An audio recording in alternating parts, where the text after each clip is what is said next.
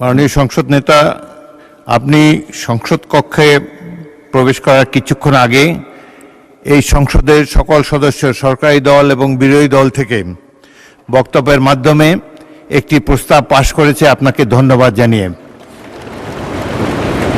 আপনার সাম্প্রতিক মালয়েশিয়া এবং চীন সফরের ফলে দেশের মর্যাদা বৃদ্ধি পেয়েছে বলে সবাই অভিমত ব্যক্ত করেছে এবং বাংলাদেশের অর্থনীতিকে, পররাষ্ট্রনীতিকে এক নতুন দিগন্ত সূচনা করেছেন আপনি এই সফরের মাধ্যমে। সেজন্য আপনাকে ধন্যবাদ জানাচ্ছি এই সংসদের পক্ষ থেকে। Welcome back to this parliament. আপনি কিছু বলতে চাচ্ছেন?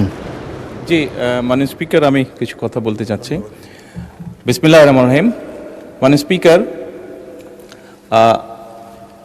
যে বিষয়ের উপরে আমাকে ধন্যবাদ জানানো হয়েছে এই সংসদের পক্ষ থেকে, তার জন্য আমি আন্তরিকভাবে কৃতজ্ঞ এবং আন্তরিকভাবে সকল সদস্যকে ধন্যবাদ জানাচ্ছি।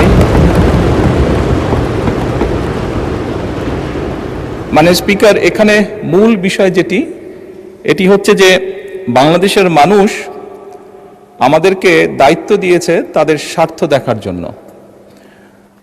আমাদের দলের অবস্থান থেকে আমরা একটি স্লোগান ব্যবহার করি, সেটি হচ্ছে যে বাংলাদেশ ফার্স্ট বা বাংলাদেশ প্রথম।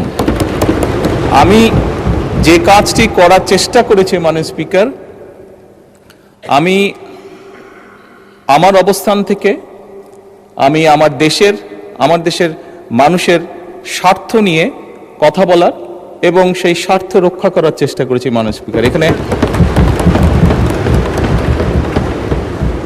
মাননীয় স্পিকার, এখানে আমাদের কারোরই কোনো ব্যক্তিগত কোনো বিষয় নেই। এটি যদি কোনো কিছু অর্জন হয়ে থাকে, ভালো কোনো কিছু অর্জন হয়ে থাকে, এটি বাংলাদেশের অর্জন।